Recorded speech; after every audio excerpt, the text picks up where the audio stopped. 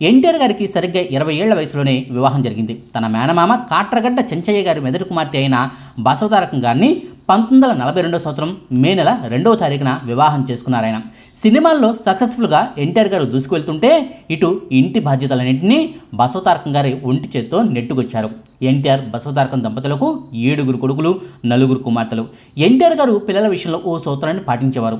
దేవుడిచ్చిన వరప్రసాదాలను కాదనడానికి మనం ఎవరు అంటూ ఉండేవారు. ఉమ్మడి కుటుంబాలంటే ఆయనకు మక్కువ ఎక్కువ. నిజం చెప్పాలంటే ఎన్టీఆర్ గారు పిల్లల విషయంలో పాటించిన ఈ నియమమే బసవతారకం గారికి ప్రాణ సంకటంగా మారింది. సినిమాలంటూ ప్రజాసేవ అంటూ ఎన్టీఆర్ గారు బిజీగా గడిపితే ఇంటి పనులన్నింటినీ బసవతారకం గారే చక్కబెట్టుకునేవారు. అంతమంది పిల్లల సంరక్షణ బాధ్యతలను చూసుకోవాల్సి రావడం వల్ల అసలు ఆమెకు తీరిక ఉండేదే కాదు. మధ్యలో చిన్న అనారోగ్య సమస్యలు వచ్చినా వాటికి ఆయుర్వేద వైద్యంతోనే ఆమె నెట్టుకొచ్చేవారు.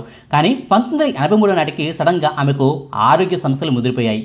ఏంటా అని వైద్య పరీక్షలు చేస్తే ఆమెకు క్యాన్సర్ ఉందంటూ వైద్యులు తేల్చి చెప్పారు. అప్పటికే ఎన్టీఆర్ గారు రాజకీయాల్లోకి వెళ్ళిపోవడంతో సరైన చికిత్సను అందివ్వగలిగారు. కానీ ఆమె పక్కన కూర్చుని స్వాంతనగా 4 మాటలు మాట్లాడగలిగేవారు కాదు. అయినప్పటికీ భార్య అనారోగ్య పరిస్థితి నానాటికి క్షీణించిపోతుంటే 1984 సంవత్సరంలో గుండె ఆపరేషన్ కోసమంటూ తాను అమెరికాకు వెళ్తూ తనతో పాటు భార్యను కూడా తీసుకెళ్లారు. 1980లో కాకర్ల సుబ్బారావు గారు అమెరికాలోనే వైద్య రంగంలో సేవలు అందించేవారు. అమెరికాలో ఎన్టీఆర్ గారికి హార్ట్ ఆపరేషన్, బసవతారకం గారికి క్యాన్సర్ చికిత్స ఆయన ఆధ్వర్యంలోనే జరిగింది. ఎన్టీఆర్ గారికి హార్ట్ ఆపరేషన్ అయితే సక్సెస్ఫుల్గానే జరిగింది. కానీ బసవతారకం గారి విషయంలోనే అమెరికా డాక్టర్లు కూడా ఏమీ చేయలేకపోయారు. అసలు నా భార్యకు ఎందుకు ఈ పరిస్థితి, నా భార్య బ్రతుకుతుందా అంటూ డాక్టర్ కాకర్ల సుబ్బారావు గారి వద్ద విషన్న వదనంతో కూర్చొని ఏడుస్తూ పదే ఎన్టీఆర్ అడిగేవారట. ఈ విషయాలన్నింటినీ కాకర్ల సుబ్బారావు గారు రాసిన a doctor story of life and death అనే పుస్తకంలో ప్రస్తావించారు. అదే పుస్తకంలో బసవతారకం గారి మరణానికి కారణం ఏమిటన్నది కూడా ఆయన స్పష్టంగా రాసుకొచ్చారు. బసవతారకం గారు క్యాన్సర్ బారిన పడ్డారంటూ చెప్తూ ఉంటారు. కానీ నిజానికి అందులో కూడా చాలా రకాలు ఉన్నాయి. వైద్య పరిభాషలో చెప్పాలంటే మాలిగ్నెంట్ ఫైబ్రోస్ హిస్టియోసిటోమా అనబడే క్యాన్సర్ అది.